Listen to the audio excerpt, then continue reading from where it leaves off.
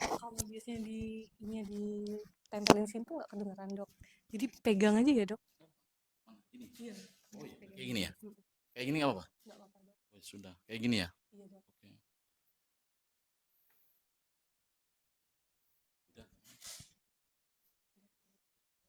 Dok, ini mau dipinggirin aja kali ya. Oke, silakan. Mungkin dibuka dulu kali boleh. Sian.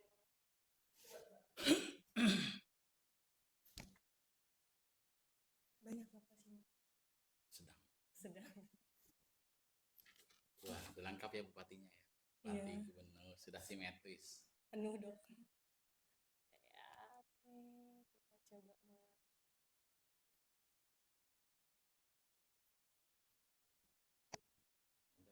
Ngomong pakai ini ya, gini ya. Iya. Mungkin langsung mau buka dulu aja ya.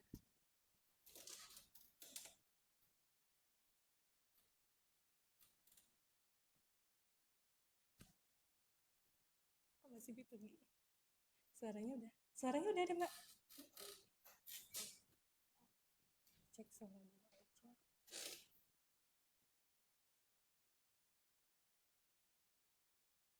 Ada nggak suaranya?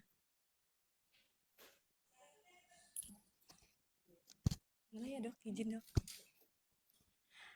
Assalamualaikum warahmatullahi wabarakatuh. Tabi pun. Tabi oi. Halo Sobat RBC, kembali lagi bersama saya Kris Monika Sari dalam Obras RBC, obrolan santai bersama RSUD Raga Begawi Caram yang tentunya akan memberikan informasi-informasi mengenai dunia kesehatan.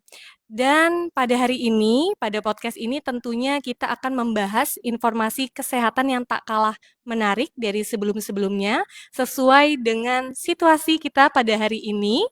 Situasi 3 hari menjelang puasa Ramadan 2025. Insya Allah 3 hari lagi ya. Bapak Ibu, Sobat Sehat RBC, tentunya sampai ke bulan Ramadan adalah sebuah nikmat luar biasa bagi seluruh umat muslim. Dan hal ini nikmat yang harus kita syukuri dan tidak boleh kita sia-siakan. Salah satunya adalah dengan berupaya semaksimal mungkin untuk menjalankan ibadah puasa tanpa gangguan kesehatan. Dan sesuai dengan temanya, yaitu puasa aman, lambung nyaman, menjalani ibadah puasa tanpa gangguan lambung bagi penderita MAH dan juga GERD. Dan di samping saya Bapak Ibu telah hadir pakarnya, ahlinya, yaitu dokter spesialis penyakit dalam RSUD Raga Begawi Caram, telah hadir di samping saya Dr. Edi Susanto SPPD. Selamat siang dokter, gimana kabarnya dokter? Alhamdulillah. Siang Moni. Oke dok, Moni sehat selalu. alhamdulillah sehat selalu dokter. Baru selesai praktek ini ya dok? Ya, baru selesai mengisi poli penyakit dalam RSUD Oke, RBC. kalau kabarnya nih poli penyakit dalam ini memang favoritnya masyarakat Mesuji mungkin ya dok, paling rame di RSUD ya dok? Ya, untuk saat ini karena kan memang mayoritas ya kasus yang paling banyak ditangani penyakit dalam karena memang penyakit dalam itu bisa dibilang ya apa mother of disease ya. Jadi semua penyakit apa namanya bermuaranya penyakit dalam nanti Oke. memang ada kalau ada tindakan yang perlu penanganan khusus baru nanti dari dokter penyakit dalamnya mendistribusikan sesuai bidangnya gitu. Oke, jadi memang ranahnya penyakit dalam ini semuanya masuk ke penyakit dalam ya dok. Semua Tadi ya, penyakit dalam. MA, diabetes, hipertensi, usia 17 tahun ke atas semuanya masuk ke penyakit dalam dulu ya dok. Nanti Betul. kalau memang ada hal yang perlu lebih spesifik baru ke spesialis lainnya ya dok. Gimana nih dok mengenai situasi sekarang nih 3 hari menjelang puasa nih. Kan tentunya bagi penderita MAH dan juga GERD nih dok, ada kekhawatiran nih dok. Kalau dokter kan selalu saranin bagi penderita MAH dan juga GERD nih makan tepat waktu, teratur, sehari 3 kali minimal, bahkan ada snacknya gitu ya. Harus ada keteraturan pola makan nih dok. Kalau sekarang nih menuju puasa kan nanti kita bakal lama ya dok, 14 jam tanpa makan dan juga minum. Bagaimana nih dok, eh, bagi penderita lambung dan MAH, boleh nggak sih berpuasa gitu? Oke.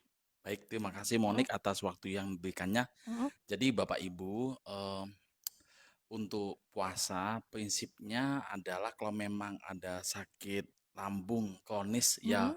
tetap boleh diminum obat lambungnya, tapi yang utama kembali adalah pola hidup sehatnya. Pola hidup sehat dalam artian menjaga, menu makanannya, dalam artian, nanti mencari, sayuran-sayuran yang tidak sifatnya tidak mengiritasi lambung. Contohnya seperti, makanan atau minuman seperti bersoda, sayuran bersantan, ya, ataupun apa, yang sifatnya bisa membuat lambung begah atau enek gitu loh, gitu. Jadi kalau prinsipnya, apa namanya, makan makanan sayuran apa aja boleh, yang penting hindarin terlambat apa namanya, porsinya jangan sampai kurang sesuai dengan porsi orang dewasa itu. Oke, gitu ya, Dok.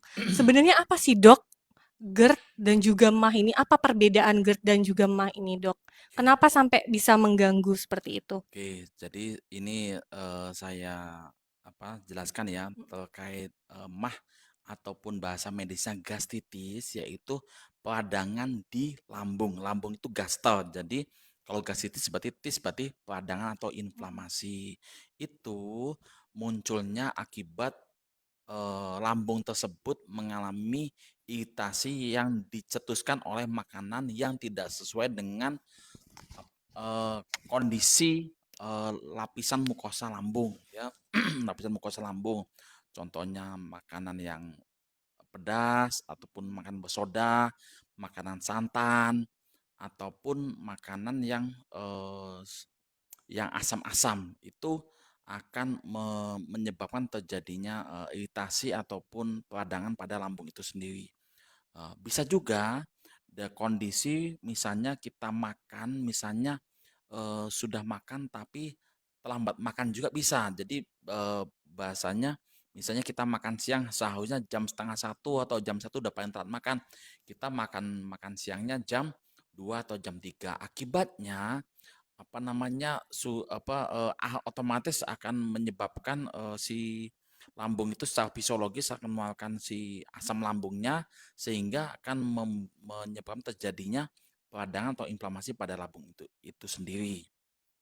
Tuh, jadi atau enggak kita makan sudah tepat waktu, tetapi porsi makannya tidak sesuai dengan, yang diharapkan dengan misalnya untuk porsi makan orang dewasa ya, misalnya orang dewasa ya, usia dewasa ya, jadi pola makannya mungkin, kurang selera makan, hanya makan 3 sendok, 2 sendok.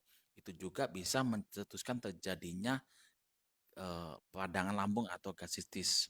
Nah, itu yang pertama. Yang kedua tadi ada namanya kondisi GERD ya, penyakit GERD ya. Penyakit GERD itu kondisi di mana, eee, kondisi suasana di lambung itu berlebihan, tertumpuknya terakumulasi, menumpuknya gas dalam lambung sehingga menyebabkan asam lambungnya naik ya, balik, jadi pada pasien suka ditemukan kondisi seperti dadanya panas ataupun bahasanya mulutnya asam gitu. Jadi, membalik ke saluran apa namanya, kerongkongan ya, jadi rasanya panas gitu.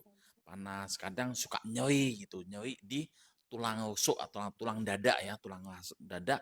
Jadi kadang pasien suka, berobat ke kita bilang, "Dok, apakah saya ada sakit jantung?" Ya itu memang, kondisi GERD itu. Ya, 2 penyakit itu seperti itu. Jadi, 2 kondisi yang berbeda lah gitu.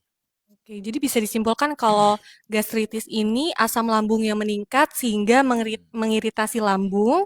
Efeknya ini gejalanya nyeri lambung setelah itu mual, muntah gitu ya, Dok ya. Tapi kalau GERD ini mungkin bisa dikatakan lebih parahnya nggak, Dok? jadi Atau beda aja? ya berbeda keluhan ya, Beda berbeda keluhan ya. keluhan ya. Kalau kalau GERD ini reflux ya, Dok ya. Reflux, Dia jadi, baliklah ya iya aliran balik asam ya reflux lambungnya, dia. jadi kadang ada rasa kayak terbakar gitu, terbakar, panas gitu. Ini yang deg-degan juga itu bukan, Dok? Jadi deg-degan ya, kalau Hmm. deg-degan ini harus harus dikaji ulang lagi, apakah deg-degan karena faktor psikisnya psikisnya ataupun faktor ya faktor dari luar harus kita gali lagi gitu. Iya, kadang kan penderita GERD ini kalau datang ke kita keluhannya udah kayak penyakit jantung ya, Dok. Deg-degan, dadanya nyeri, panas gitu, sampai panik gitu ya, Dok. Jadi kalau GERD ini karena asam lambung yang naik ke kerongkongan ya, Dok ya, Ya, sehingga menyebabkan mulutnya juga rasanya kurang nyaman gitu ya, Dok. Kalau untuk puasa nih, Dok, bagi penderita asam lambung ini sama GERD dan juga MAH ini ada perbedaan atau sama aja nih pantangan dan juga anjurannya? oke. Pada prinsipnya pasien yang menderita sakit GERD ataupun gastritis, pantangan atau porsi makan pola makannya sama aja. Yang tadi yang sudah saya singgung-singgung tadi ya, berarti ketika buka puasa Mhm, hindari makanan seperti santan seperti kayak kolak mhm, gitu ataupun sambalnya ya jangan terlalu berlebihan gitu ataupun apa namanya makanan yang sifatnya asam-asam berkarbon misalnya seharusnya buka puasa ya minumnya yang aman-aman, minumnya air mhm. putih. Ini sambil makan minum, nanti minumnya campur apa, Bersoda ya, Dok? bersoda, itu akan menimbulkan keluhan yang lain ataupun, minuman es campur ya, Mhm, es campur yang di situ mungkin ada kandungan santan yang berlebihan.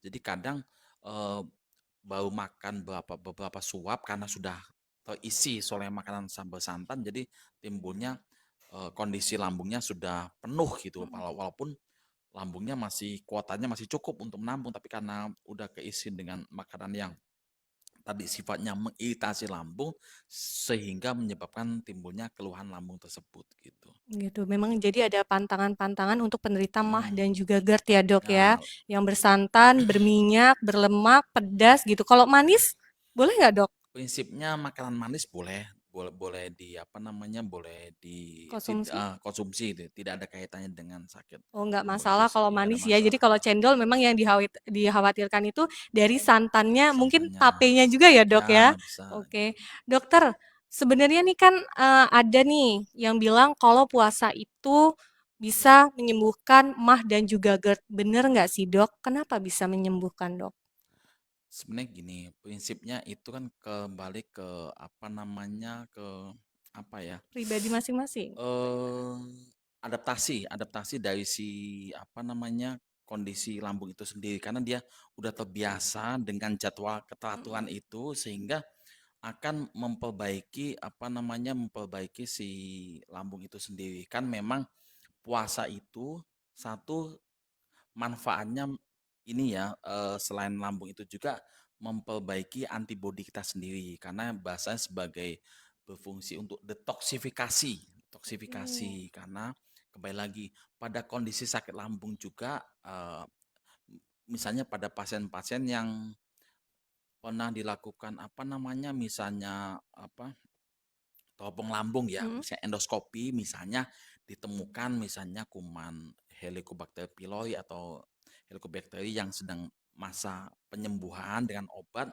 Nah, di situ dengan adanya berpuasa juga ikut memperbaiki kondisi mukosa lambungnya, apalagi dengan pengobatan-pengobatan yang tadi saya bilang untuk pengobatan si kuman dari infeksi lambung itu sendiri. Jadi manfaat puasa cukup bagus untuk lambungnya itu, gitu. jadi memang ada manfaatnya Ya, gitu ya, Dok. Cuman nggak serta-merta bisa menyembuhkan ya, Dok ya, ya. Gitu ya, Dok. karena itu berkaitan sama jam keteraturan tadi yang saya keteraturan. Karena kan eh, tubuh ini perlu bahasanya apa ya? Dia terbiasa dengan apa asupan makanan yang misalnya udah jadi kalau misalnya makannya misalnya contohnya kita biasa makan siang setengah satu tiba-tiba besok makan jam 3 besok lagi Mhm. makan jam 4 besok lagi makan jam setengah satu lagi itu yang bikin apa namanya gangguan di apa namanya keseimbangan di lambung itu sendiri gitu. Oke. Jadi mungkin, normal ya, Dok, untuk penderita gangguan MAH atau juga GERD ini di awal-awal puasa, karena ada perubahan pola makan Hmm. yang tadinya 3 kali sehari mungkin menjadi sehari 2 kali ini, ada masalah malah makin berat mungkin ya, Dok, di awal-awal puasa Ya, mungkin awal-awal keluhannya penyesuaian. penyesuaian bahkan lebih, keluhannya lebih meningkat ya, nyerinya mungkin lebih meningkat gitu ya, Dok. Kalau untuk konsumsi obat-obatan nih, Dok, gimana, Dok? Kalau saat puasa nih boleh nggak sih kita kalau di rumah nih, Bapak Ibu yang di rumah stok gitu obat buat jaga-jaga gitu, ada nggak Dok yang Obat ini maksudnya disaranin? obat lambung Obat atau lambung, Dok. obat lambung? Boleh, nggak ada masalah untuk stok obat-obat lambung, karena itu sebagai antisipasi ya, antisipasi misalnya di pertengahan puasa ada keluhan yang berlebihan, mual muntah berlebihan ataupun mungkin hilaf salah makan apa, boleh itu sebagai apa namanya obat menetralisir. Tapi kalau memang pada pasien-pasien yang dengan kondisi lambung yang berat, bisa tetap diminum rutin si obat lambung itu sendiri. Beberapa obat ada golongan untuk menekan produksi asam lambung, misalnya diminum pas pagi hari. Tujuannya apa? Ya menekan produksi asam lambung. Tapi kalau misalnya semacam obat lambung yang jenis sirup atau apa, itu kan sifatnya asam lambungnya sudah keluar berlebihan, dia siupnya bersifat menetralisir. Mhm. Menetralisir asam, dinetralisir dengan basa dari apa lautan siupnya itu. Tapi ada obat yang bekerjanya sebelum keluar asam lambung, dia sudah bekerja di dalam tubuh itu sendiri untuk mengurangi supaya sel apa namanya lambungnya itu supaya produksi asam lambung tidak berlebihan. Ya memang kembali lagi sih itu semua saling berkaitan ya, apalagi eh, kaitannya juga lambung dengan apa namanya tingkat stres pikiran juga bisa itu sangat pengaruh juga gitu. Ngaruh sekali ya Dok kalau Mm-mm. stres Dok. Kenapa Dok? Stres bisa mempengaruhi gangguan lambung ini Dok? Ya kalau misalnya stres berkaitan Mhm. lambung ya otomatis akan mencetuskan produksi asam lambung itu sendiri gitu. Oke. Dan produksi asam lambung. Jadi bahasanya apa ya? Eh, ya produksi asam lambung akan berlebih sehingga tadinya lambungnya aman-aman saja karena dengan stresor pikiran jadi akan mencetuskan asam lambung berlebih. Contohnya pada kasus lain misalnya eh, orang yang misalnya kecelakaan ataupun orang kecelakaan ataupun sedang infeksi berat itu akan menyebabkan asam lambungnya meningkat. Hormon-hormon seperti kayak kortisol ataupun itu akan meningkat sehingga kadang bisa mencetuskan gula tinggi juga bisa gitu loh, gula Mhm. tinggi. Jadi ada yang gulanya tinggi, asam lambungnya meningkat. Jadi sistem tubuh itu akan merespon dengan dengan produksi asam lambung yang berlebih ataupun hormon semacam kortisol atau macam bisa menyebabkan timbulan kadar gula yang tinggi gitu loh gitu. Oke. Jadi mem Sama halnya dengan asam lambung itu gitu loh. Oke, jadi memang tubuh kita ini punya sistem yang sangat kompleks ya, Dok, ya. Walaupun otak nih yang kalau stres, kalau khawatir nanti dia memproduksi hormon kortisol mungkin gitu nanti Mm-mm. akan menyebabkan asam lambung naik gitu ya, Asam Dok, ya. lambung naik, kadar gula naik Mhm. gitu. Jadi Bisa seolah-olah seperti kayak orang kena diabetes, padahal mhm. belum tentu punya diabetes misalnya gitu. Jadi selain stres juga perasaan khawatir juga nih, khawatir bakal bakal kambuh saat bulan Ramadan ini juga bisa mempengaruhi mungkin ya, Dok, ya. Ya, makanya Pikiran-pikiran negatif eh, ini dibikin rileks aja Bapak Ibu oke. ya, bikin rileks Jadi gitu. inti dari, asam lambung ini memang harus pikirannya harus rileks nih Bapak Ibu. Jangan sampai khawatir nih karena, "Aduh, besok mau puasa, jarang makannya, udah minum obat duluan." Boleh nggak sih, Dok? Sebenarnya kalau Nggak boleh ya, Dok? minum obat duluan tergantung obatnya yang saya bilang tadi. Obatnya obat mana dulu? Kalau misalnya Oke, obatnya kerjanya untuk menekan produksi ya? menekan produksi asam lambung boleh. Boleh. Tapi kalau misalnya obatnya untuk menetralkan asam lambung sebenarnya belum perlu gitu. Obat-obatan kayak menekan produksi asam lambung ini boleh nggak, Dok, dikasih tahu nih? Atau boleh nggak dibeli di apotik, Dok? Boleh, boleh. Beberapa beberapa sebenarnya kalau secara aturan sih Mhm. nggak boleh ya, secara aturan nggak boleh. Cuman pada kenyataannya yang beredar di masyarakat luas itu beberapa apotik melayaninya gitu. Sebenarnya Oke. itu kan masuk label obat keras juga gitu. Oh, obat keras ya, Dok? Soalnya kalau Obat Monik keras. tuh, Dok, stoknya ini, Dok, obat ini, Dok, penetralisil asam lambungnya, Oh iya. kayak Ya.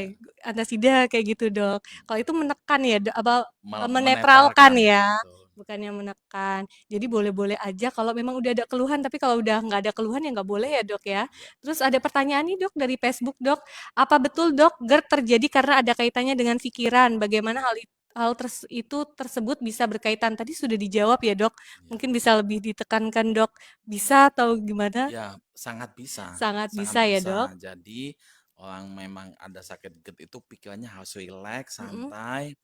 Intinya prinsipnya makan, jadwal makan ya makan, tidak usah makan yang sifatnya mengiritasi lambung ya. Langsung porsi makannya juga ya harus banding dengan porsi orang dewasa. Misalnya orang dewasa makannya di usia 20 30-an tahun, 40 makannya porsinya dua centong nasi atau satu piring ya. Jangan makan cuma setengah centong sama aja. Dok, saya udah gak makan. Misalnya nggak makan mm-mm, mie, nggak makan santan, nggak makan sambal, tapi hanya makan setengah centong nasi sama aja.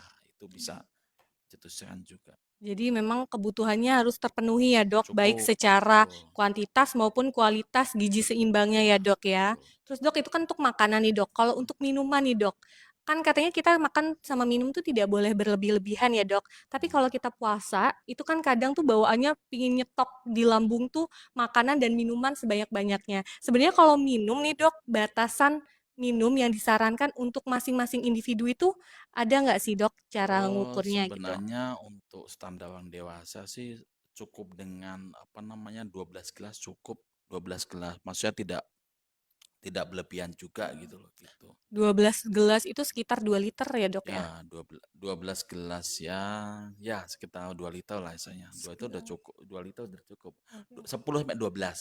10 sampai Standarnya 10 sampai 12. 12, 10 juga udah cukup gitu. Jadi nanti bisa disiasati Bapak Ibu minumnya. Misalnya pas sahur minumnya, pas sahur pas buka minumnya 3 gelas. Nanti pas menjelang traweh 1 gelas, udah Mhm. 4 gelas. Nanti pulang traweh minumnya 1 gelas, sudah berapa nanti dibayarnya pas sisanya pas sahurnya gitu. Ini ada pertanyaan lagi nih, Dok, dari Soraya Adelin. Lalu apa yang harus dilakukan saat GERD kambuh, Dok? Bagaimana pertolongan pertamanya? Oh, kambuh. Pertolongan pertamanya gini, misalnya pasien ada obatnya ya, obatnya diminum ya, obat untuk GERD-nya. Tapi kalau misalnya tidak ada obatnya, pertolongan pertama adalah kita cari makanan snack ataupun makan nasi. Nasi dengan menu yang aman. Mhm. Misalnya nasi adanya tempe sama telur atau ikan asin, nggak masalah. Diisi nasi gitu atau enggak roti gitu loh. Itu minimal untuk mengisi si lambungnya itu gitu loh. Tapi kalau misalnya ada obatnya nyetok ya boleh diminum. Habis itu pikiran rileks, Mhm. santai, kami tetap dikoreksi penyebabnya kenapa si GERD-nya ini muncul, apa karena faktor dari luar misalnya mungkin faktor pikiran atau mungkin faktor misalnya anak kuliahan lagi mau ujian kuliahan beda lagi harus harus cari penyebabnya gitu. Jadi memang pertama harus diketahui dulu ya dok, Hmm. penyebabnya kalau karena pikiran, pikirannya harus dirilekin. Relax. Kalau memang karena pola makannya, diisi dulu perutnya. Mm-mm. Ya dok ya, kalau salah makan, minum obat-obatan ya dok ya. Kalau untuk batasan kapan harus dibawa ke rumah sakit, apa dok? Kalau timbul gejala Batasan apa? kalau misalnya gini, kalau misalnya Bapak Ibu ada keluhan misalnya 3 hari atau lebih makan nggak selera, nggak nafsu makan, itu bukan berarti nggak ada vitamin, Hmm. kurang vitamin. Kadang saya sering ketemu pasien, dok saya nggak selera makan. Itu yang saya kasih bukan vitamin, saya kasih kebanyakan orang Indonesia ini yang bikin nggak selera makan itu bukan karena kurang vitamin, karena lambungnya nggak beres.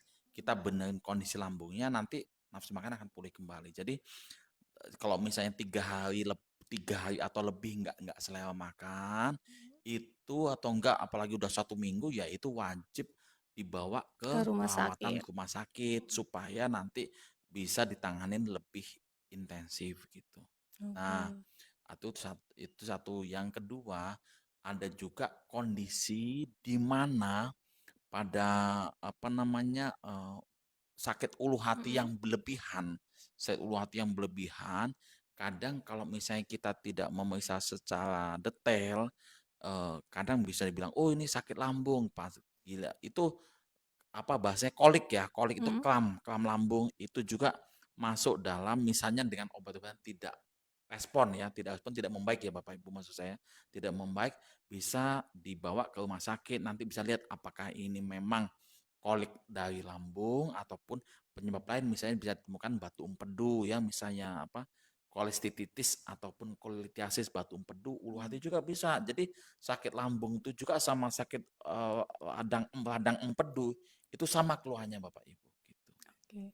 Jadi memang sebenarnya batasannya yang tahu pasien sendiri ya, Dok, Pasien nyerinya tertahan sendiri atau enggak, nyerinya lebih dari 3 hari atau enggak, sudah mengganggu, aktivitas. aktivitas atau tidak gitu ya, Dok. Mm, Tapi kan, Dok, nyeri nih, Dok, kalau GERD itu kan nyerinya nyeri dada ya, Dok. mm, Gimana cara ngebedain nyeri dadanya GERD sama nyeri dadanya penyakit jantung nih, Dok? mm. Karena kan jangan-jangan kita udah santai nih, "Oh ini GERD aja nih, tenangin pikiran," makan taunya penyakit jantung. Kan kalau orang tua kan, serem ya, Dok, ya. Gimana nih, Dok, ngebedainnya? Apa yang harus diwaspadai? Oke, ini bagus sekali Bapak Ibu. Eh, jadi misalnya pasien usianya dalam artian gini, kalau pasien usia 18 tahun berobat ke kita dan keluhannya di dada, dokter pasti akan berpikir hanya, oh ini pasti asam lambung. Mhm, Gitu, kalau masih muda. mhm, Tapi kalau udah usia di atas 40 tahun, apalagi pasien mempunyai resiko perokok berat, ataupun pasien punya resiko sakit gula atau diabetes, ataupun darah tinggi, ketika hanya keluhan mual mhm, aja, dan kadang ada keluhan nyeri dada, mual, dada panas, kita nggak boleh langsung serta-merta menyatakan, oh ini sakit lambung. Nggak boleh seperti itu, harus dipastikan dulu. Misalnya dengan pemeriksaan rekam jantung, karena sakit lambung sama sakit jantung dengan usia di atas 45, 40 tahun itu bisa dinyatakan hampir sama, bisa beberapa apa pengalaman praktik saya pribadi itu sama aja gitu loh. Kadang memang ada ketemu beberapa pasien yang mhm. punya gejala khas, misalnya nyeri dada sebelah kiri, menjala ke tangan, kadang menjala ke rahang itu khas dari jantung. Tapi enggak juga, banyak kadang pada pasien datang hanya keluhan mual sama nyeri ulah hati coba. Mual dengan nyeri ulah hati. Makanya ketika nyeri mual dan ulah hati yang tidak membaik dengan obat lambung, hati-hati Bapak Ibu, segera dibawa ke rumah sakit.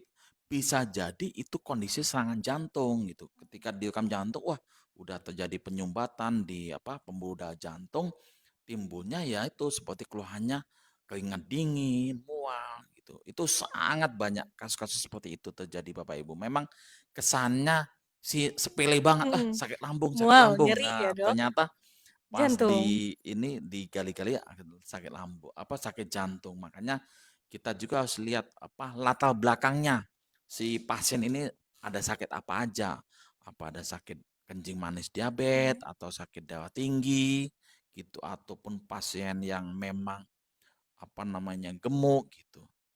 Jadi memang perbedaannya tuh samar-samar ya, Dok, Ya, tipis-tipis ya, Dok. betul. Jadi yang pembedanya itu perlu khawatir atau tidaknya itu mungkin, kita pisahkan dulu usianya nih, masih Ya, usia muda mm, atau usia sudah, eee 40 tahun ke heeh, atas 40 tahun ke dengan riwayat atas. penyakit sebelumnya Oke, misalnya. dan ini memang harus tahu dulu nih, punya riwayat, jangan-jangan nggak pernah periksa kesehatan, nggak tahu tensi darahnya berapa ya, Betul. Dok, kolesterolnya berapa mungkin, atau diabetesnya berapa gitu. Nah, kebetulan kan nih sesuai banget nih dengan presiden kita nih, programnya presiden kita, periksa kesehatan gratis nih, jangan lupa Bapak Ibu, momen, ulang tahun bisa periksa Memanfaatkan. kesehatan gratis di puskesmas. Nah, minta cekin gula darahnya, tensinya, dan lain-lainnya. Jadi kalau ada sakit GERD, udah perlu waspada kalau punya darah tinggi ya, Dok, ya. Ya, Bisa aja betul, sakit betul sekali, jantung. betul Kalau sekali. darah tingginya aman, denyut jantungnya juga aman, insya Allah GERD aja nggak perlu khawatir ya, Nggak Dok. usah khawatir. Untuk nggak khawatir itu kita perlu memastikan kalau kita nggak punya penyakit penyerta ya, penyakit Ya. utama ya, Dok, ya. Ya, jadi saya tambahkan Mhm, harus dilihat latar belakang penyakit, misalnya apakah ada diabetes, mhm. darah tinggi, atau enggak perokok. Perokok Nah, ya, Dok? sering sering sekali kita temuin di Iya. lapangan pasien sakit lambung, tidak punya kencing manis diabetes, tidak punya darah tinggi, tapi hanya dengan hanya dengan Oh, riwayat pokok aja sudah bisa menyebabkan serangan jantung. Itu ya sering kejadian seperti itu gitu. Saya sering iya. ketemu gitu. Tidak punya dia gulanya normal, kadar gula normal, tensinya normal, kok bisa serangan jantung? Ya memang bisa juga dari kolesterol bisa ataupun Mhm. tapi mayoritas dari hanya pokok sudah cukup bisa menyebabkan serangan jantung. Oke, jadi luar biasa ya. Dari seluruhnya sehat, cuman karena ada riwayat perokok bisa menyebabkan serangan jantung tiba-tiba tanpa sebelumnya punya masalah kesehatan gitu ya, Dok. Betul Tapi sekali. kalau untuk asam lambung sendiri nih, Dok. Tadi ada pertanyaan nih, Dok, dari Instagram, postingan Instagram dari Ci Agus 321. Aku salah satu penderita lambung yang sudah lumayan lama nih, Dok. Rokok, kopi, dan begadang.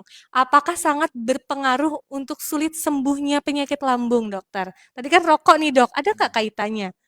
Rokok, begadang, dan kopi. Kombinasi yang sempurna ya, Dok? Ya, sebenarnya ya kaitannya rokok sama kopinya Ya. itu ya, karena kan kopi Mm-mm. kebanyakan kaitannya memang bisa mengiritasi lambung. Nah, tadi dengan dihubungkan dengan begadang, begadang itu akan ya bisa dibilang satu seharusnya tubuh itu untuk merecovery si sel-sel tubuhnya Mm-mm. dengan sel-sel yang lebih baik, tapi tidak dimanfaatkan untuk istirahat, itu satu akan menurunkan kekebalan tubuhnya. Yang kedua akan menyita asam lambung udah pasti itu. Karena begadang, kopi, rokok itu udah satu ini, satu paket akan menyebabkan si asam lambung itu sendiri itu udah umum lah itu ya.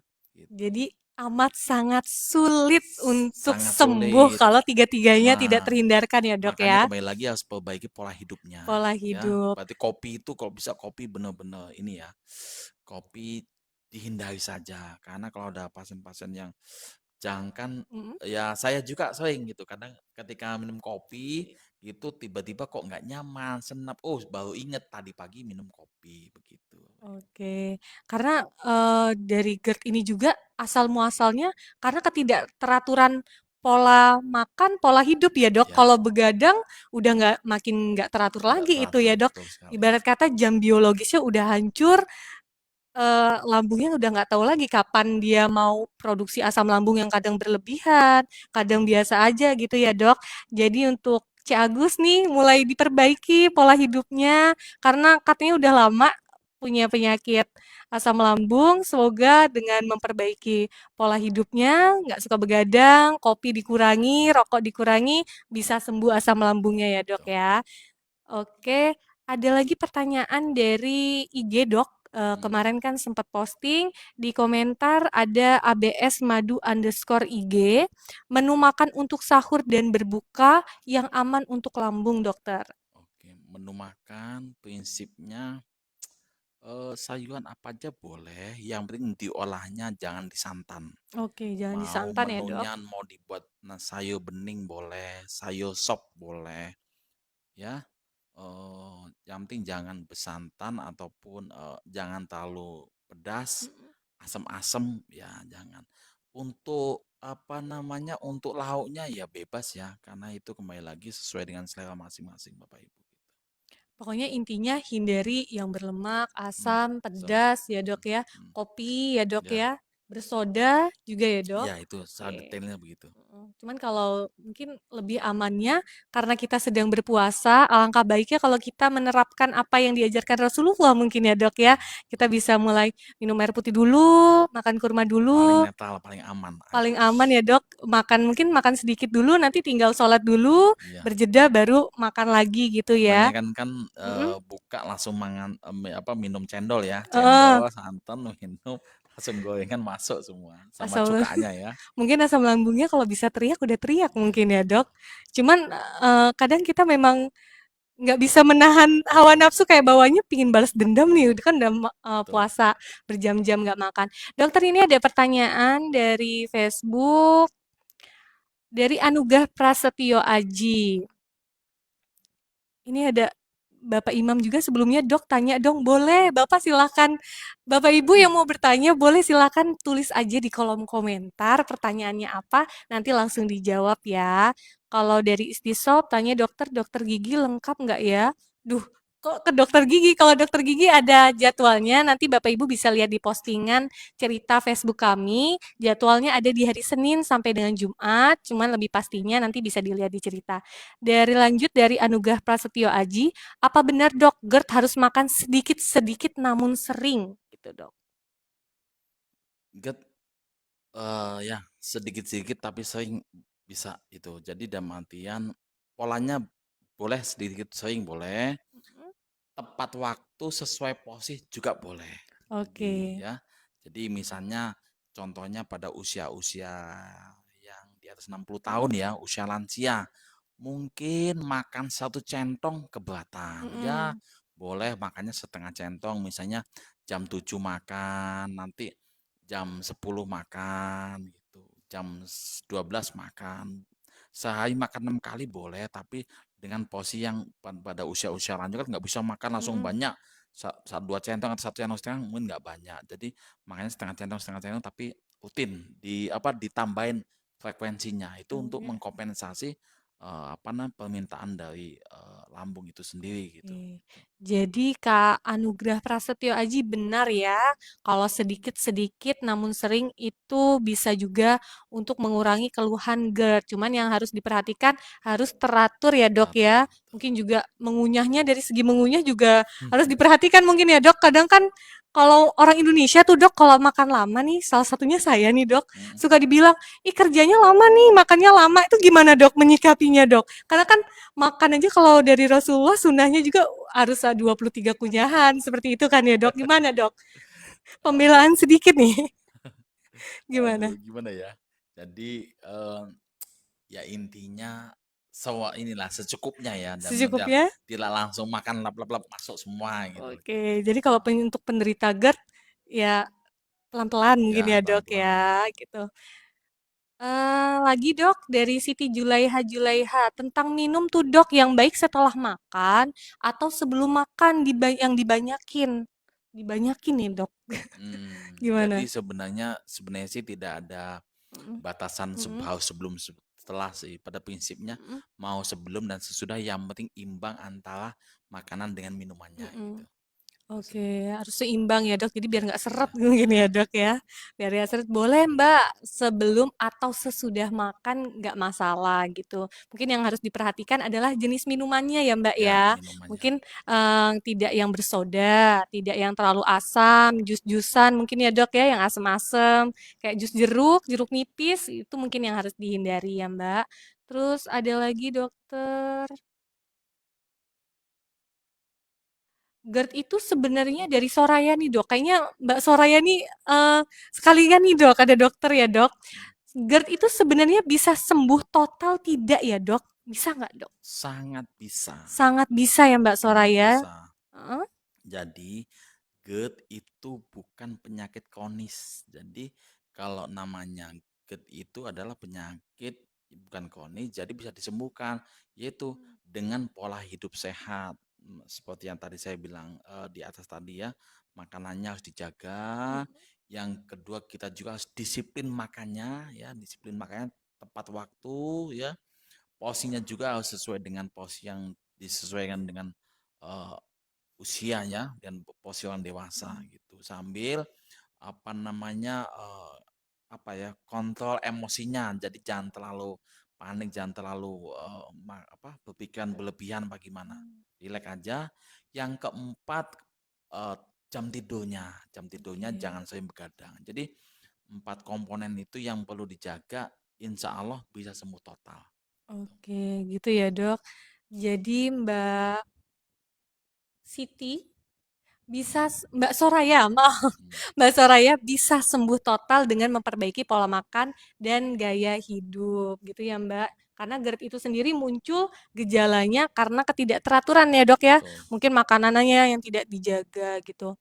Ada lagi pertanyaan dari Mbak Yeni Kurnia aja. Dok tanya untuk penderita diabetes dan lambung, jika puasa apa yang harus dihindari ya dok? Jika puasa apa yang dihindari?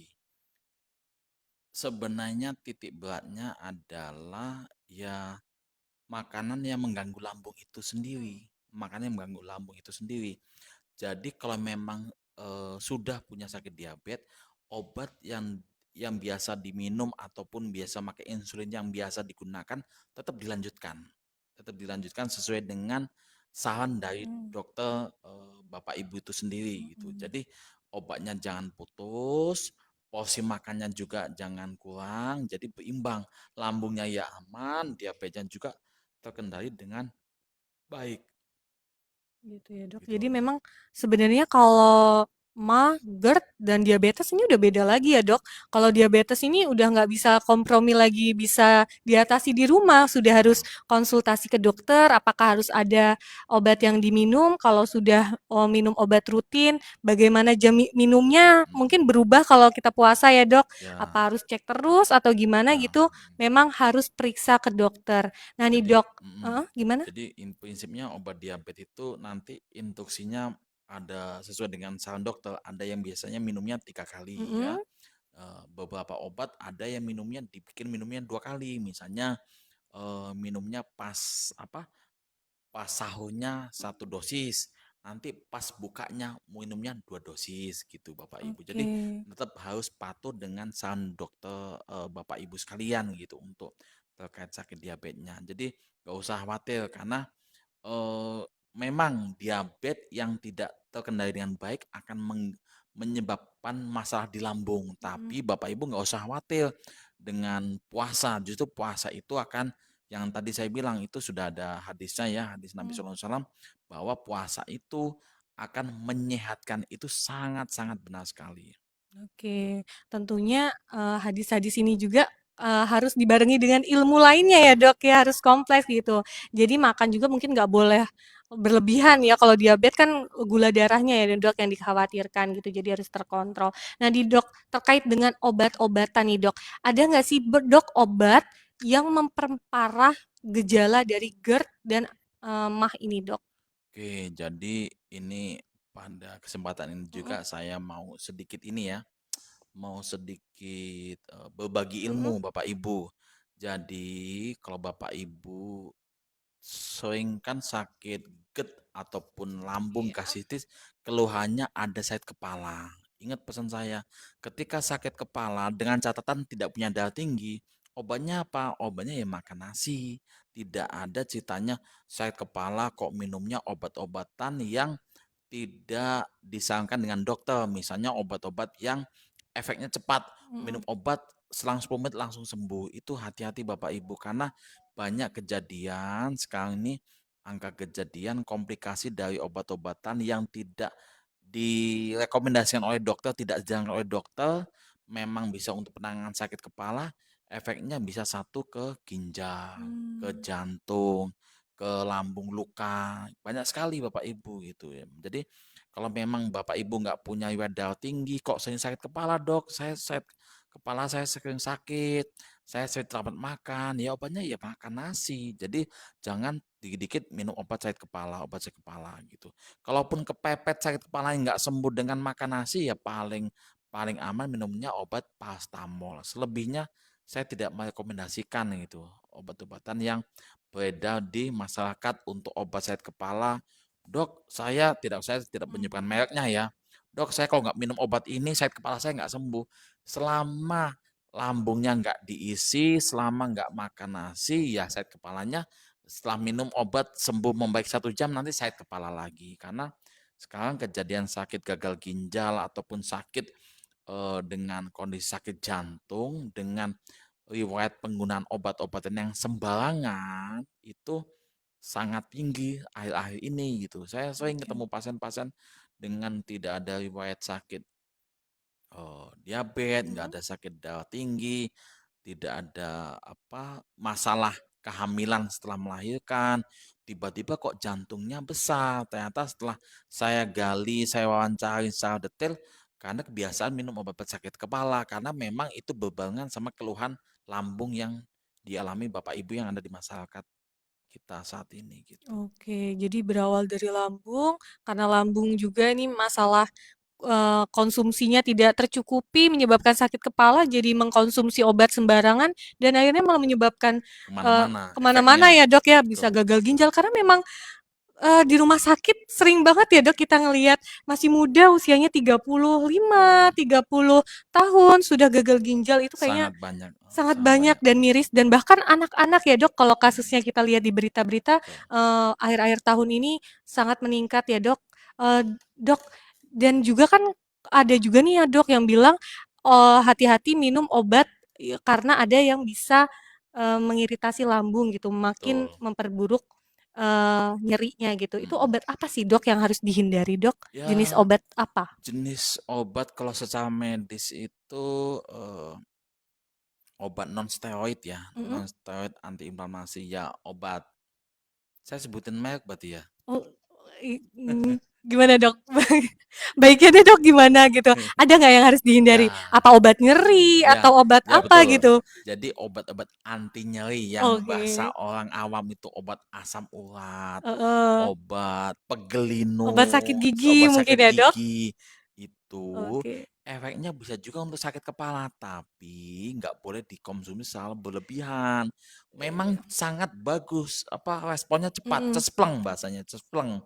Tapi hati-hati, itu justru yang sesuatu itu yang instan Iya. hasilnya ataupun efeknya cepat, hati-hati, pasti ada efek sampingnya Bapak Ibu. Ya, sering sekali saya mewanti-wanti pasien saya, kalau sakit kepala yang dicari obatnya adalah makan nasi. Simpel Oke. sekali, makan nasi. Supaya kenapa saya tekankan gitu? Supaya Bapak Ibu tidak tergantung dengan obat, Mm. tidak tergantung dengan obat lambung, tidak tergantung dengan obat sakit kepala yang beredar di masyarakat gitu. Oke, jadi alih-alih mau menghilangkan sakit kepala, nyeri kepalanya malah menyebabkan nyeri Penyakit lain. nyeri perutnya ya, Dok, ya, Iya, karena betul. meningkatkan asam lambung gitu ya, Dok. Dok, ada pertanyaan lagi, Dok, dari Ida. Pak dokter, obat untuk lambung yang ampuh apa ya? Ini kompleks nih pertanyaannya, kurang spesifik ya Mbak. Lambungnya seperti apa nih? Tadi kan kita juga udah bahas nih MAH dan juga GERD. Kalau MAH ada sendiri, kalau GERD ada sendiri. Mungkin harus lebih spesifik lagi pertanyaannya ya Mbak. Oke, mungkin mau dijawab atau cukup yang tadi, penjelasan yang Cukup, tadi? cukup Cukup yang tadi. tadi ya dok? Oke, karena obatnya macam-macam, Mbak. Ada yang menekan produksi asam lambung sendiri, ada juga yang menetralisir asam lambung, gitu ya, Mbak. Ada lagi pertanyaan dari Boyman Sutrisno. Dok mau nanya, saya kan habis dirawat sekitar 2 bulan yang lalu dengan diagnosa GERD NCT. Nah, dengan GERD anxiety. Nah, untuk makan sudah normal, tapi kok masih lemes ya, Dok? Jadi paginya aman, tapi siang sampai malam itu lemes, kunang-kunang gitu. Aduh, duh, gitu. Kira-kira kenapa ya, Dok? Gitu. Ya, Kenapa, itu Dok? kembali lagi Bapak. Karena kaitannya sama asupan nasinya asupan makanannya yang tidak sesuai dengan permintaan si lambung itu sendiri gitu. Jadi kurang memenuhi nih, Bukan Pak. memenuhi, Heeh. jadi kadang kunang-kunang. Iya. Ketika ditensi normal aja. Jadi nanti jangan berpikir, wah tensinya ngedrop, kunang-kunang. Itu bukan berarti tensi darah rendah karena lambungnya bermasalah. Mungkin kan kalau bapak-bapak ini kan beratnya 70 kiloan ke atas ya, Dok. Kalau Betul. dengan berat 70 kilo itu kebutuhan makannya itu berapa piring sih, Dok, sebenarnya? Ada nggak tips mudahnya nih bisa mengukur kebutuhan gitu? Kadang kan ada yang ngerasa makan secentong udah cukup, padahal badannya besar gitu. Ya, Gimana, Dok? prinsipnya kalau udah berat badan 60 kilo ke Mhm. atas, prinsipnya ya makan porsi nasinya ya 2 centong nasi, 1 piring sudah sangat cukup gitu, ideal gitu. Oke, 2 centong nasi, 2 centong 3 kali nasi, makan ya, Dok? ya 3 kali makan itu yang pertama. Yang kedua, jangan biasakan sering jajan ngemil. Karena jajan ngemil Oke. itu secara kadar Mhm. kalori ini sangat tinggi. Akibatnya ketika udah ngemil, mulutnya kenyang, akhirnya nggak makan nasi gitu. Saya selalu Oke. menyarankan ketika jadwal makan ya makan tidak usah jajan ngemil gitu. Karena kalau jajan ngemil itu nanti kebanyakan efeknya malah jadi sakit lambung. Karena bukan masalah ngemilnya bikin sakit lambung, karena dengan ngemil kenyang akhirnya nggak makan nasi begitu. Oke, jadi gitu ya Pak Boiman. harus memperhatikan juga nih jumlah asupan yang masuk gitu. Jangan-jangan lemes karena kurang gula juga gitu. Ada lagi pertanyaan dari Givano Vano. Dok mau tanya, asma itu bisa disembuhkan atau tidak? Keluar jalur nih dok. Gimana? Boleh dok dijawab mungkin? Saya jawab ya. Iya. Jadi asma itu bisanya dikendalikan. Mm-mm. Dikendalikan itu berarti begini, dikendalikan dalam artian pasien atau bapak ibu tahu penyebab pencetus asma itu apa. Satu, bisa juga karena faktor cuaca bisa, faktor kelelahan bisa. Yang tiga juga misalnya faktor dari stres pikiran bisa. Faktor dari faktor alergen misalnya debu-debuan ataupun lingkungan yang berdebu ataupun kotor bisa. Nah, dari semuanya itu as- asam lambung yang kumat juga asma kambuh bisa juga. Nah, dari kesemuanya itu yang lebih paham Bapak Ibu sendiri karena tiap orang berbeda-beda. Ketika asmanya kambuh pencetusnya apa beda-beda. Ada yang asma kambuh karena lagi kecapean kerja bisa. Ada asam lambung yang apa asma kambuh Iya. karena stres pikiran habis diputuskan pacarnya juga bisa. Bisa jadi tiap orang berbeda-beda. Jadi nanti Bapak Ibu bisa menyimpulkan saya kambuhnya karena apa? Bisa juga karena habis kehujanan, dingin, asmanya kambuh bisa. Jadi itu bisa dinyatakan penyakitnya bisa dikendalikan gitu. Kalau dikendalikan apakah suatu saat bisa kambuh? Masih mungkin gitu. Tapi dengan pola hidup sehat yang tadi dihindari faktor pencetusnya, insya Allah angka kekambuhannya akan bisa dikurangi. Misalnya tadinya 2 bulan sekali kambuh, bisa kumatnya setahun sekali atau berapa bulan sekali begitu. Oke, jadi memang kalau untuk sembuh total kita tidak bisa memastikan, cuman kita bisa memastikan untuk menghindari faktor-faktor pencetusnya agar tidak kambuh ya dok ya. Kambuh yang terlalu sering gitu. Oke. Dokter, ada lagi pertanyaan dari Fatin Omasa Ajahra. Assalamualaikum dok, waalaikumsalam. Saya penderita asam lambung. Obat yang aku konsumsi domperidon sama omeprazol itu baik tidak untuk minum waktu akan puasa. Yang dikonsumsi waktu sahur berarti ya dok ya. Domperidom sama omeprazol dok. Boleh-boleh aja Bapak Ibu. Boleh aja ya Boleh dok.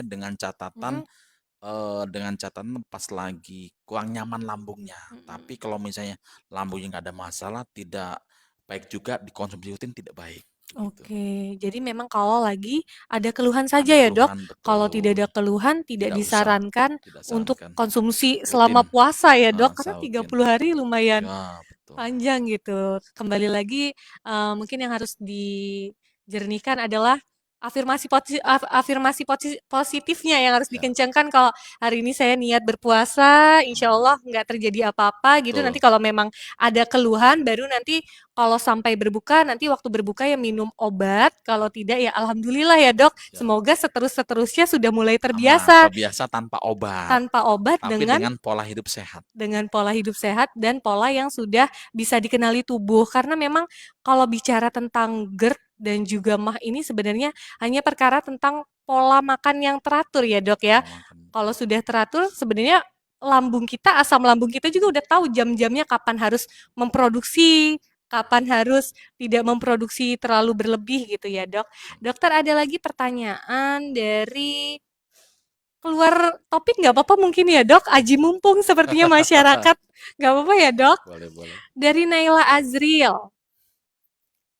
Dok, gondok beracun apa aja ciri-ciri dan bahaya nggak buat bumil katanya gitu dok.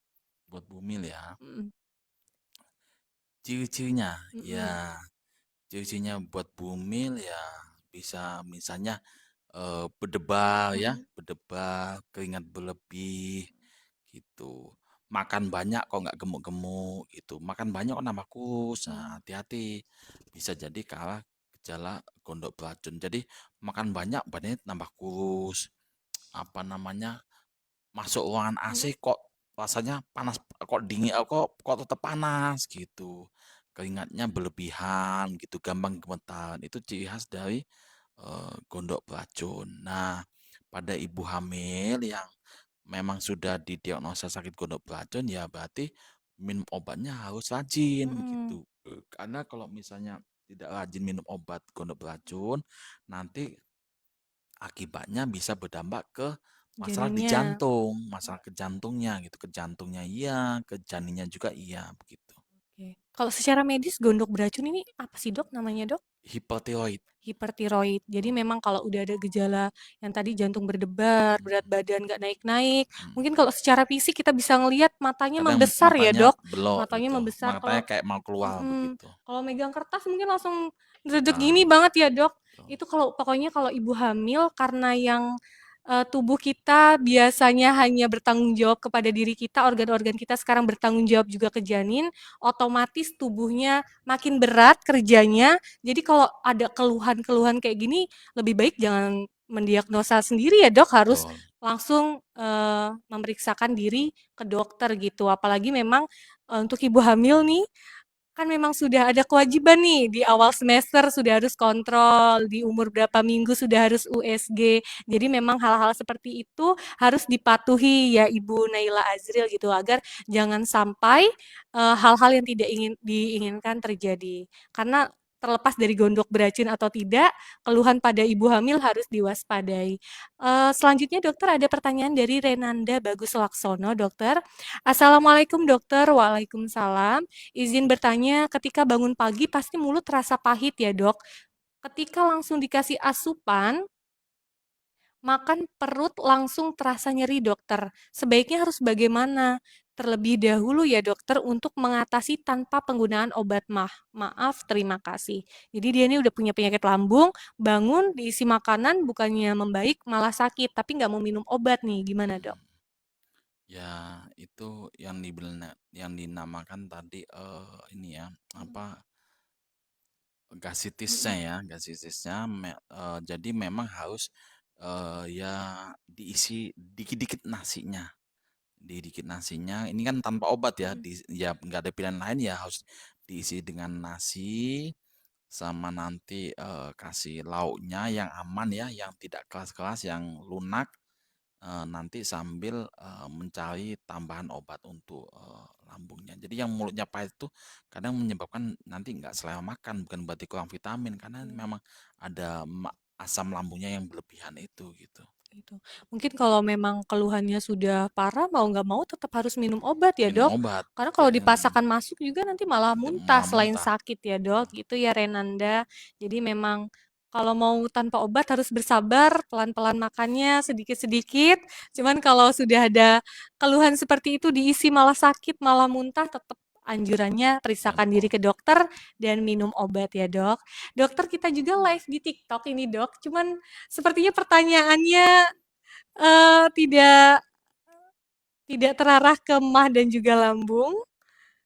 Gimana nih, Dok? Boleh mungkin ya, Dok, dijawab, Dok?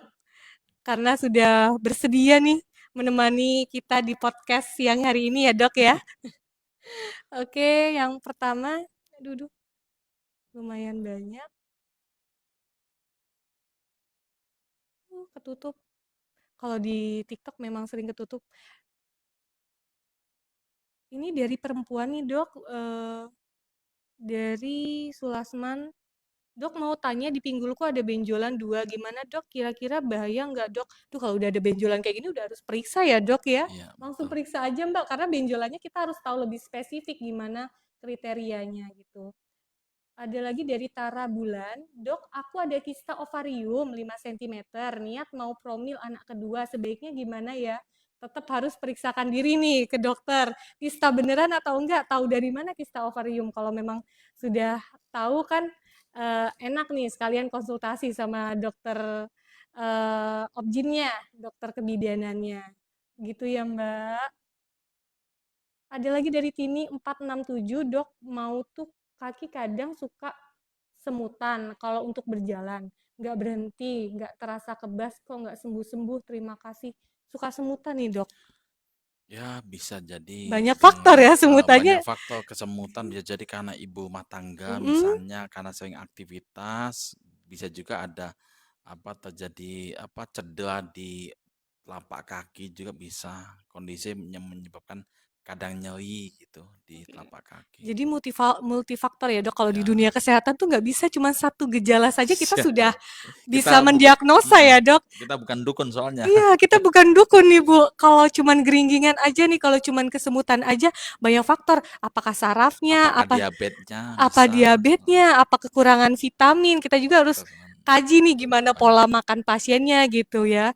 Memang kalau menetapkan diagnosa harus ketemu dokternya Bapak Ibu. Selain kita harus tanya-tanya langsung ke pasiennya, kita juga harus periksa langsung kondisi fisiknya seperti itu. Karena beberapa penyakit nampak sekali gejalanya di fisik gitu ya dok ya.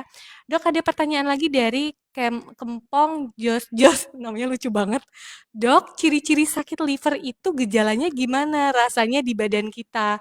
Mungkin dia nyeri perut juga nih dok, gimana dok? Oh, jadi sakit liver itu Mm, gejala umumnya ya yang pasti terlihat dari matanya kuning, Bapak Ibu. Jadi matanya kuning ataupun kadang apa namanya bisa juga BAB-nya normalnya warna kuning kok tiba-tiba warnanya seperti dempul pucet, bisa juga keluhannya mual muntah, bisa mm, gitu. Ya memang kalau penyakit liver memang perlu pemeriksaan lebih lanjut Bapak Ibu. Tidak bisa ya secara umum keluhan seperti itu, mual, mual, mata kuning, mual mata kuning, langsung kadang apa badan lemas, badan lemes ya lemas, gitu.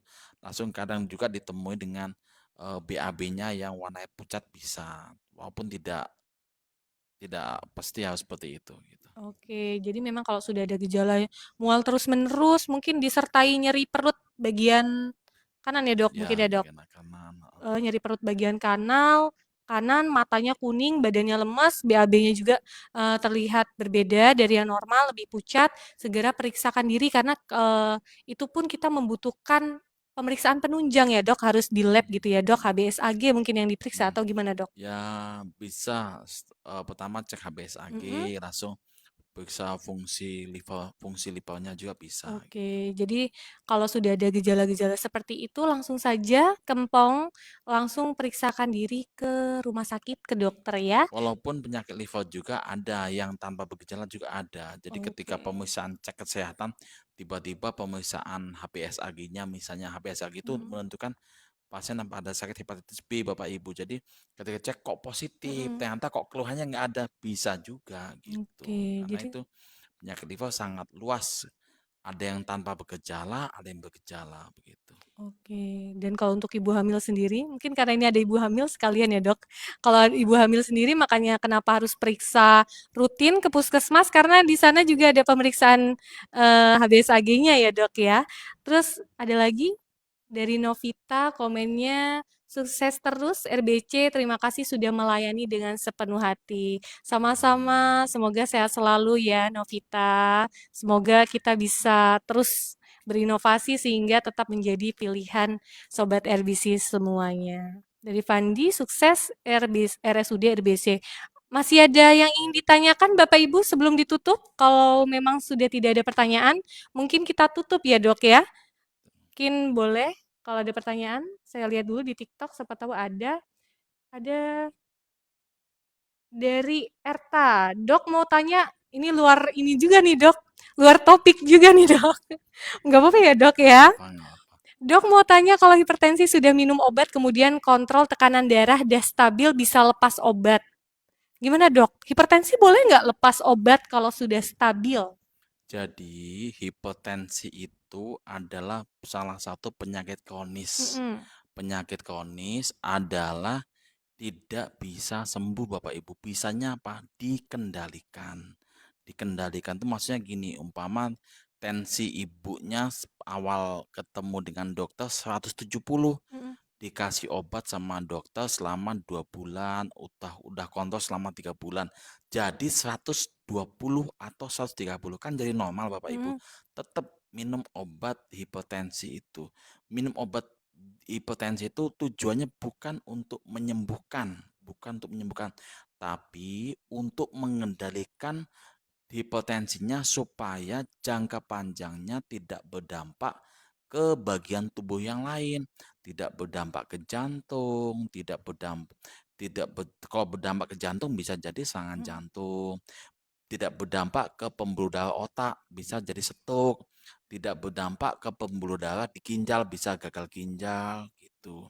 Jadi berobat darah tinggi ya seumur hidup Bapak Ibu. Seumur hidup tujuannya supaya mengendalikan. Jadi ketika Bapak Ibu sudah diponis sakit darah tinggi, detik itu juga harus minum obat darah tinggi rutin, tujuannya supaya nanti ketika usianya sudah lanjut tidak ada komplikasi yang serius yang ditimbulkan dari penyakit darah tinggi itu sendiri. Oke. Karena nah jangan sampai terkecoh dengan stigma di masyarakat ketika nanti banyak minum obat nanti ginjalnya rusak, langsung jantungnya bermasalah. Itu kembali lagi jenis obat apa dulu. Nah, tadi yang saya singgung lagi flashback ke belakang, obat-obatan yang bisa menyebabkan apa namanya gangguan ginjal sama gangguan jantung atau lambung itu ya tadi Bapak Ibu obat-obat pereda rasa nyeri, obat yang katanya asam urat, obat pegelinu itu efeknya ke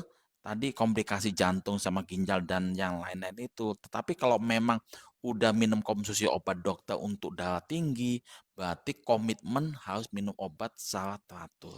Gitu. Oke, jadi memang sudah tidak bisa dinego lagi kalau Betul. sudah didiagnosa hipertensi, walaupun tensinya sudah normal, tetap harus diminum untuk mencegah penyakit yang, karena kalau Komplikasi. komplikasi ya, karena kalau udah hipertensi itu kan kaitannya dengan jantung bisa dadakan ya dok ya, gitu, biar nggak ke ginjal dan lain-lain. Dokter, satu pertanyaan terakhir ini sepertinya dokter, tadi ada baca tapi sudah dihapus dari Melinda tadi, tapi belum sempat dibaca, sudah terhapus sepertinya. Oke dok, saran nih dok. Oh, di sini dok tanyanya. Mau tanya dok, kalau lagi sakit kenapa suka cemas ya? Itu wajar atau gimana dok? Ini mungkin sakit asam lambung gitu dok. Dan apa itu efeknya atau itu yang menyebabkan asam lambung? Ya karena sakit jadi cemas. Oh, karena sakit jadi cemas Cemas. pikirannya nih ya. Oh, Jadi kenapa gitu ya? jadi intinya ketika sakit memang dirasa sakit lambung, cemas, segera cari pertolongan, minum obat lambung. Kalau tidak membaik langsung berobat ke dokter sambil diisi dengan makanan gitu Bapak Ibu. Tidak Oke. usah. Jadi kalau cemas-cemas itu tetap harus mencari solusinya begitu. Oke dokter, tak terasa semuanya udah dibahas nih kayaknya dok ya, dari pantangan nih kalau makan, kalau berpuasa kita memang harus meneraturkan makan ya dok ya, tipsnya kita nggak boleh makan yang sembarangan, mungkin harus teratur gitu dok. Pesan terakhir nih dok, sebelum saya tutup, pesan terakhir untuk sobat RBC yang sedang menonton nih dok, agar tidak mah dan GERD-nya kambuh dok, mungkin bisa Oke. direview. Oke, saya sampaikan ya untuk pesan terakhir saya. Mm-mm. Yang ada sakit lambung tidak usah khawatir untuk berpuasa karena puasa itu menyehatkan dan makanlah makanan yang tidak mengganggu lambung atau tidak mengiritasi lambung dan porsinya sesuai dengan porsi Bapak Ibu sekalian, porsi orang dewasa ya orang dewasa. Selain itu apa namanya tetap pikirannya rileks, santai, yakin saya sehat karena dengan gangguan kecemasan berlebihan juga bisa mencetuskan asam lambungnya berlebih. Mungkin itu dari saya. Mungkin itu aja ya dok ya. Bapak Ibu, demikian tadi podcast kita bersama Dr. Edi, spesialis penyakit dalam RSUD Raga Begawi Carang. Penjelasannya sudah sangat lengkap dari bagaimana saat kita sahur boleh mengkonsumsi obat jika memang ada keluhan.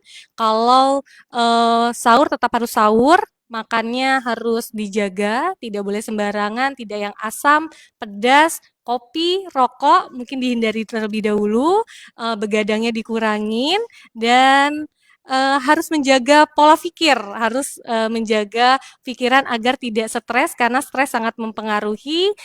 Semoga bulan puasanya lancar dengan hati dan niat yang lurus kita afirmasi positif bahwa, puasa dapat berjalan lancar tanpa gangguan MAH dan juga GERD. Bapak Ibu mohon maaf jika ada penjelasan yang kurang dari kami. Terima kasih atas perhatian Bapak Ibu yang telah menemani podcast kita pada kali ini. Selamat menjalankan ibadah puasa, marhaban ya Ramadan, saya akhiri. Wabillahi taufiq wal hidayah. Wassalamualaikum warahmatullahi wabarakatuh.